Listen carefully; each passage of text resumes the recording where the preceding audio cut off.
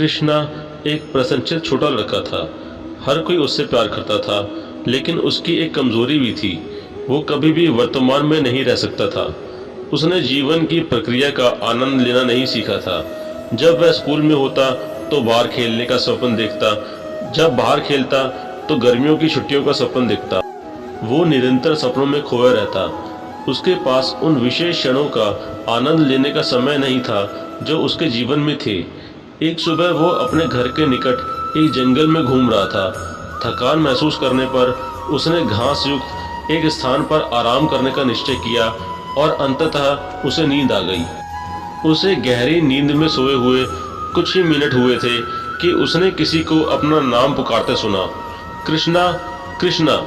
उसके कानों में तेज कर्कश आवाज आई।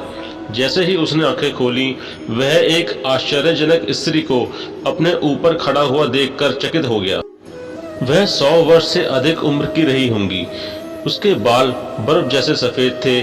उसकी झुर्रियों से भरे हाथ में एक जादुई छोटी गेंद थी, जिसके बीचों बीच एक छेद था और बाहर की ओर एक लंबा सुनहरा धागा लटक रहा था।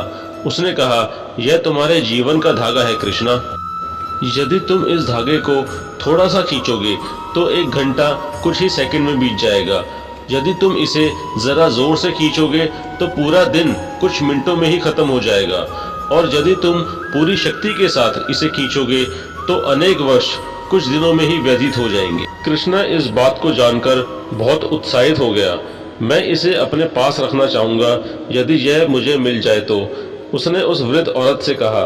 वह महिला पहले तो थोड़ा मुस्कुराई और फिर उसने वह गेंद कृष्णा को दे दी। अगले दिन कृष्णा अपनी कक्षा में बेचैनी और अकेलेपन का अनुभव कर रहा था। तभी उसे अपने नए खिलौने की याद आ गई। जैसे ही उसने सुनहरे धागे को खींचा, उसने अपने आप को घर के बगीचे में खेलता हुआ पाया। जादुई धागे की शक्ति पहचान कर कृष्णा जल्द ही स्कूल जाने वाले लड़के की भूमिका से उकता गया और अब उसकी किशोर बनने की इच्छा हुई। उसने पूर्ण जोश के साथ गेंद बाहर निकाली और धागे को कसकर खींच दिया। अचानक वह एक किशोर लड़का बन गया, जिसके साथ उसकी सुंदर मित्र भी थी। लेकिन कृष्णा अब भी संतुष्ट नहीं था। उसने वर्तमान में सुख पाना और जीवन की हर अवस्था के साधारण आश्चर्य को खोजना कभी सीखा ही नहीं था। इसलिए वह प्रौढ़ बनने के सपने देखने लगा। उसने फिर से धागा खींच दिया। अब उसने पाया कि वह एक मध्यम आयु के प्रौढ़ व्यक्ति में परिवर्तित हो चुका है। उसकी मित्र अब उसकी पत्नी बन चुकी है। वह बहुत सारे बच्चों से घिरा है। उसके बाल भूरे हो गए हैं। उसकी माँ कमजोर और बूढ़ी हो गई है। लेकिन वह उन क्षणों को भी न जी सका।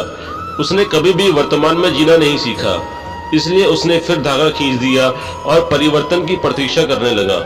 अब कृष्णा ने पाया कि वह एक 90 वर्ष का बूढ़ा व्यक्ति है। उसके बाल सफेद हो चुके हैं। उसकी पत्नी मर चुकी है। उसके बच्चे बड़े हो चुके हैं और घर छोड़कर जा चुके हैं। अपने संपूर्ण जीवन में पहली बार कृष्णा को यह बात समझ में आई कि उसने कभी भी जीवन की प्रशंसनीय बातों को समय पर अंगीकार नहीं किया था। वह बच्चों के साथ कभी भी नहीं खेला, न ही कभी अपनी पत्नी के साथ चांदनी रातों में घूमने गया। उसने कभी भी बगीचा नहीं लगाया, न ही कभी उत्कृष्ट पुस्तकों को पढ़ा। उसकी पूरी जिंदगी जल्दबाजी में ही बीत गई। उसने रुककर मार्ग में अच्छाइयों को नहीं देखा। कृष्णा यह जानकर दुखी हो गया। उसने जंगल में जाने का निश्चय किया, जहां वह लड़कपन में जाया करता था, अपने को तरोताजा और उत्साहपूर्ण करने के लिए। वह एक बार फिर घास के मैदान में सो गया। एक बार फिर उसने वही आवाज सुनी, कृष्णा, कृष्णा। उसकी आंख खुली तो वह देखता है वही वृद्ध स्त्री वहां खड़ी थी। उसने कृष्णा से पूछा कि उसने उसके उपहार का आनंद कैसे लिया। कृष्णा ने स्पष्ट उत्तर दिया, पहले तो मुझे ये मनोरंजक लगा, लेकिन अब मुझे इससे घृणा हो गई है। मेरा संपूर्ण जीवन बिना कोई सुख भोगे मेरी आंखों के सामने से निकल गया। मैंने जीवन जीने का अवसर खो दिया। तुम तो बहुत कृतज्ञहीन हो, उस स्त्री ने कहा। फिर भी मैं तुम्हारी एक अंतिम इच्छा पूरी करूंगी। कृष्णा ने एक क्षण के लिए सोचा और कहा, मैं फिर से वापस स्कूल जाने वाला वही लड़का बनना चाहता हूँ और अपनी जिंदगी फिर से जीना चाहता हूँ। और फिर वह गहरी नींद में सो गया। उसने किसी को अपना नाम पुकारते सुना। आंख खोलने पर देखा तो उसकी माँ उसे पुकार रही थी। वो उसके स्कूल के लिए देर होने के कारण पुकार रही थी।